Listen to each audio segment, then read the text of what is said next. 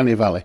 So I was watching an episode of my favourite podcast, The Y-Files, recently, and it's from a year or so back, I think, the actual episode, where AJ and the fish, Mr. Hecklefish, talk about the Uncanny Valley and how that relates to humans being able to spot when something is, particularly other human things, robots, cartoons, become too human-like, and the brain goes, no, can't compute. And as I was watching the episode, as always with the Y-Files, really in depth and, very educational, if you like, I started thinking to myself, this happens in photography, and although it's not really called Uncanny Valley, by the way, means Google it and find out. But it's when the brain can no longer accept that a robot or a human, a pretend human face, a doll or a cartoon, starts to look too human, and the brain starts to conflict, can't compute. And I thought to myself, that just really strikes me as a photographic thing as well, because the human eye, not even the human eye stroke brain, the process that we have to detect images, can tell, even to the untrained eye, can tell when it's not real, not right. And even my wife, who was not a photographer, over years of listening to me and watching films and watching TV, can now go, oh my God, look at the green screen. Oh my God, as if a sunset's that colour. And the Uncanny Valley thing, for me, directly links to photography and photographic brain-eye coordination, because when a human eye stroke brain combination sees a landscape that's clearly what we might call over-edited to no longer look real, the human brain sees that quite easily. And around, I don't know, I guess it must probably best part of 20 years now, maybe 15 years, there's a big influx of HDR photography, high dynamic range, where there was a big explosion on places like 500px and probably what they call it as well, other god-awful bloody website. What's it called? Used to have to have a Yahoo email login to get into it, where people are uploading their overly saturated, overly edited, overly fake images through a HDR process. Not so much shooting in camera HDR, but using Photoshop as a HDR process, and creating god-awful photographs, which they pass off as being edited really well, or look at it, oh wow. But the human eye is going, what the hell? No, I'm not having that. So I wanted to talk a little bit about that today, about my experience of over-editing, over-saturating, and there are some culprits in photography. I'm not going to name names, you know me guys, I never name names, but there are some culprits in photography who can't help but just bloody make that shit. And you do see some kind of like less knowledgeable photographers who are coming through the ranks, if you like, going, oh wow, that's amazing, then they make all the same mistakes. But I'm yet to see, outside of probably astrophotography, nebulas and all that other stuff, pictures which I would say stay within the realms of reality that are good.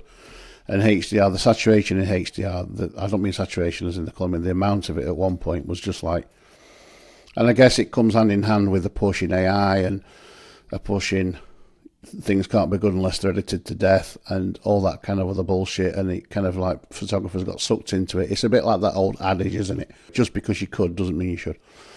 So I watched it for years, people getting but straight away my kind of brain, my and eye brain thing, my persona went, no, that looked poor. That's rubbish, actually.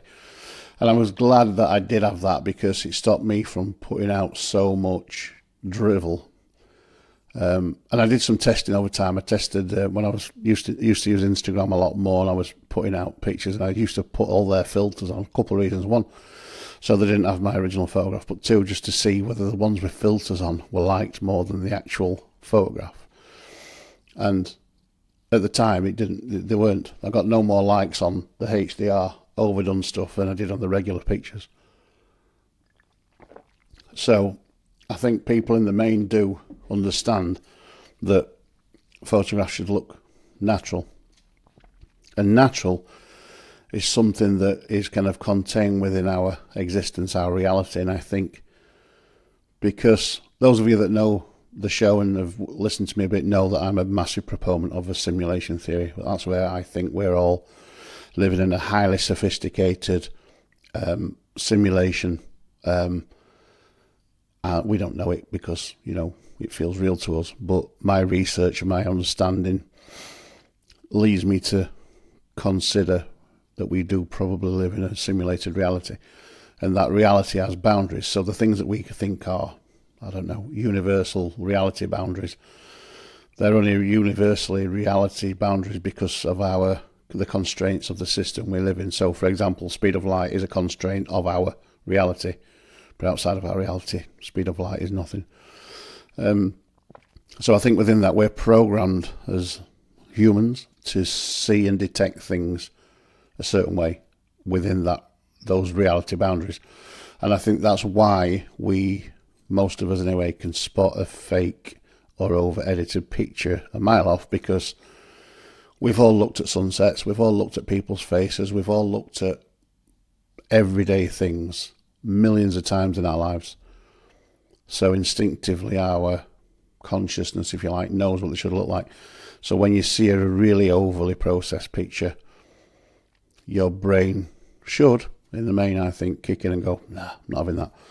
So I think it is really, the recognition of why things are so poor is purely down to the fact that we live in a simulated reality that has boundaries.